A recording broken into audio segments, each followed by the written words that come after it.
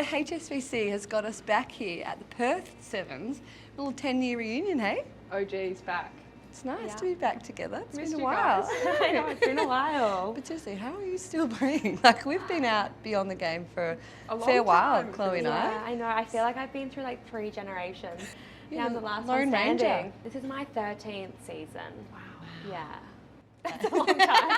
I guess throughout our career, probably the early stage of it, it was quite difficult for us to think about the long term because we were chasing every opportunity that we could get. Throughout your early rugby career, were you ever thinking about what was beyond the game, Chloe? Well, you and I obviously did our physio degrees, which feels like a lifetime ago. I think I probably always thought that was going to be my very natural transition out of the game. But I started working as a physio and I just didn't love it as much as what I thought I would, and also started to get more opportunities in the media space and found out how passionate I was about the gender equity stuff. When you started the Female Athlete Project, found a really big gap in the market, that there was pretty much zero media exposure for female athletes. It has gone absolute gangbusters.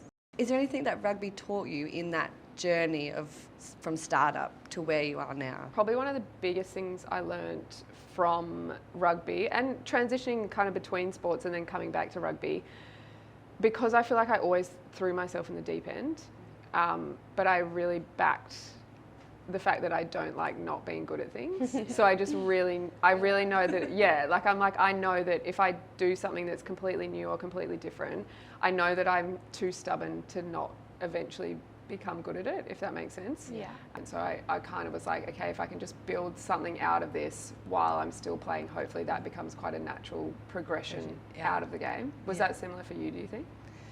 Yeah, I think the media piece really came after the fact. I think maybe it was having the girls and then realising I didn't want to commit to physio full time, and it was probably my 18-year-old self pre-rugby that was thinking I was going to open my own practice and be probably a physio that travelled to the Olympics, that then it was being exposed to rugby and seeing how much I loved it and how much it gave me, and then how much I wanted to give back after I had both of the girls, and media became a natural part of that. Being able to talk, as you know, I used to yell at you both all the time. And I've loved the challenges that the commentary space has given me.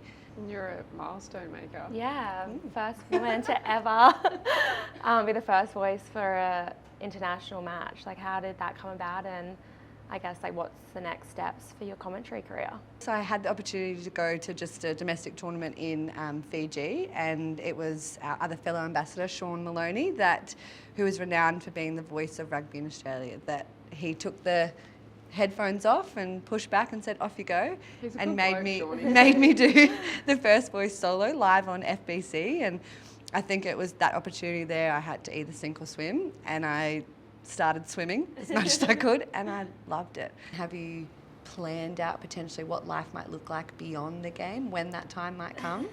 Yeah, like obviously I do want to keep playing for as long as my body will be able to tolerate it. It's always been a dream of mine is to become a mother, so I think that will probably take priority at the end of my career, and then when I finish up, it'll probably be stepping away from rugby for a little bit, and then hopefully like Brisbane 32 Olympics, having some involvement in the girls. I'd love to obviously not play, oh my God, but I'd love to be involved in some capacity, and I feel like I've watched those girls grow up, and for them to be able to play at a home Olympics, like to have any part in that would be absolutely amazing.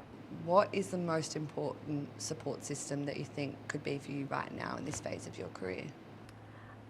I think like obviously throughout my whole career I've been really fortunate to have like incredible parents that have supported me from like a child to right now. The Global Rugby Players Foundation can really like step up and help those players with a support network that they might not have as close to home. And I guess for me, like HSBC throughout my career in the last like 5 years have provided opportunities off the fields and giving me a taste of, I guess, life after rugby, but while I'm still an active player. I think that's all we have time for. We might 10 years, next one? See you in 10. It's been a pleasure. What's the 1, 2, 3, bring it! Oh yeah! Oh guys, come on, am I the only one living in the past? Yes. I'm going to say yes.